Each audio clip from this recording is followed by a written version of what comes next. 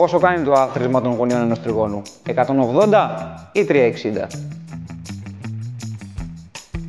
Αν μπερδεύεις ακόμα, σταμάτα το διάβασμα. Θα στο δείξω με ένα απλό και εύκολο τρόπο. Όχι, αυτή τη φορά δεν θα στο δείξω στον πίνακα, θα στο δείξω με ένα ψαλίδι και ένα χαρτί.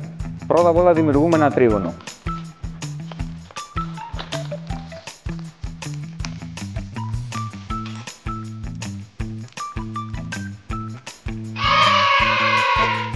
Στη συνέχεια κόβουμε τις γωνίες.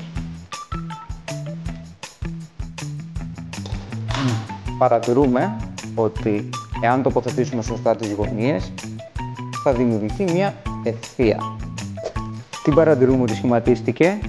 Μια ευθεία. Αυτή η ευθεία σημαίνει ότι είναι ευθεία η γωνία αυτή, άρα είναι 180 μοίρες. Άρα το άθροισμα των γωνιών του τριγώνου είναι πάντα 180 μοίρες. Μάθε γεωμετρία από τις βάσεις. Στο η νόηση σου αποδεικνύουμε τα πάντα για να μην ξεχνάς τίποτα.